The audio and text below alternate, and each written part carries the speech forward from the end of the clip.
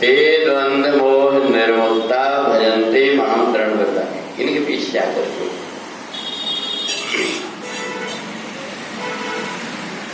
येषां त्वन्तगतं पापम, शरीर में इंद्रियों में जाकर के ये बुरे कर्म के द्वारा उत्पन्न पाप कर्म बैठ जाता है। येषां त्वन्तगतं पापम जनानां पुण्य कर्मणाम। ये फिर हटता कैसे है? हटाने के लिए पुण्य कर्म करना पड़ता है। और वो पुण्य कर्म हम सोचते तो हैं करने के लिए, जाते हैं हम गीता पाठ में जाकर के शामिल होंगे, बीच में कोई दोस्त मिल गया, उसने दूसरी तरफ ले गया। हम पुण्य कर्म करना चाहते हैं, परंतु कुछ ऐसी परिस्थितियां भी आ जाती है जो नहीं करने देती, और जो नहीं हो पाता हमसे, समझ लेना चाहिए कि कोई ना कोई इंद्रियां इसमें विघ्न कर रही है। चाहे वो कान हो सकता है, चाहे आंख हो सकती है, चाहे हमारा मन हो सकता है।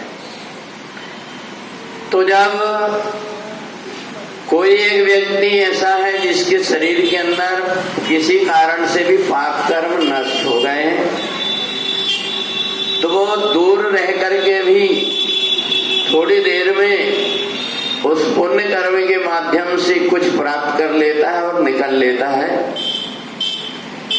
परंतु कुछ ऐसे भी व्यक्ति होते हैं जो जाकर के बैठ तो जाते हैं, परंतु ना उनका मन लगता है और ना उनकी इंद्रियां कोई काम आती है।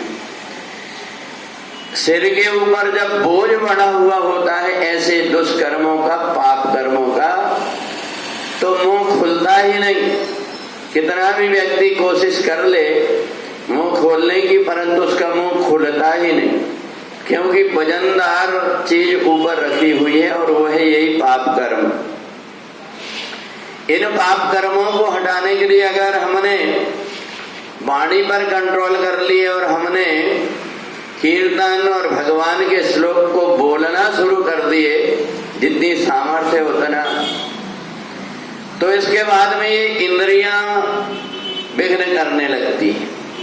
कोई कहीं से दूसरी आवाज आ रही है तो उधर तरफ चले जाता है मन, कोई कहीं कुछ कर रहा है तो उसको देखने का मन करने लगता है। जहां पर हम हैं वहां से हटाने का काम ही इंद्रियां इसलिए करती है क्योंकि हमारे शरीर के अंदर बैठा हुआ ये पाप कर्म हमें अच्छे कर्म नहीं करने देता।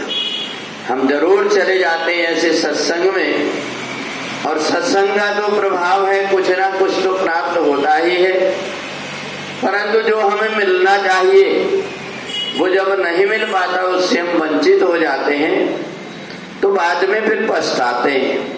हम सोचते हैं कि हम इतना सत्संग करते हैं, इतना भगवान की याद करते हैं, परंतु हमारे जीवन में परिवर्तन क्यों नहीं आया, हमारे व्यवहार में परिवर्तन क्यों नहीं आया। तो जब बहुत सारी ये चीजें पहले जन्म की इकट्ठी वाली व्यक्ति के निकलने को बाहर होती है, उस समय वो और ज्यादा होती है। जब कभी कोई व्यक्ति साधना करने के लिए बैठता है और सिद्धि का समय आता है, उस समय इंद्रियां और ज्यादा विघ्न करती हैं। उस समय इंद्रिय द्वार झरोखा नाना, बैठे जाता सुर कर थाना। इन इंद्रियों के द्वार में जो देवता बैठे हुए हैं, ये जब देख लेते हैं कि दरवाजा पर ही आ गया, ये अब परमात्मा तक पहुंचने वाला है, परमात्मा से मिलने वाला है, फिर विघ्न करने लगते हैं। और बहुत सी रिद्धि सिद्धि प्रेरक भाई, कई बार हम जो कुछ कहते हैं वो बात सत्य हो जाती है, जिसको जो कुछ बोल देते हैं वो हो जाता है, जिसके लिए हम जो कुछ कर देते हैं वो हो जाता है। तो हमें समझ लेना चाहिए कि हमारे अंदर कोई सिद्धि आ रही है और ये सिद्धि हमको रास्ते से भटका देगी। इसलिए होए बुद्धि जो परम सयानी, तिंतन चितैन अनहित जानी। बुद्धि वहां से हटा देती है कि नहीं, ये वैभव, ये धन, ये संपत्ति, ये संसार, इस सब से हट करके ही तो हमने परमात्मा को पाया।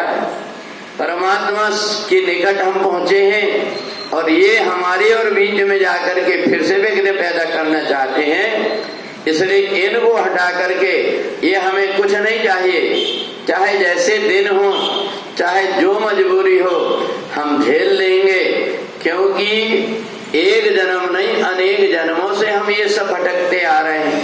तो इसलिए हम जब अपनी बुद्धि का सहारा लेकर के इनको हटा करके जब जो काम करने के लिए हम बैठे हैं वहां हमारा ज्यादा मन लगे, हमारी इंद्रियां ज्यादा से ज्यादा इन कामों में लगे, तो इंद्रियों में जितने भी प्रकार के दुष्कर्म पाप कर्म छिप करके बैठे हैं वो सब जाने में देर नहीं लगती। मेरे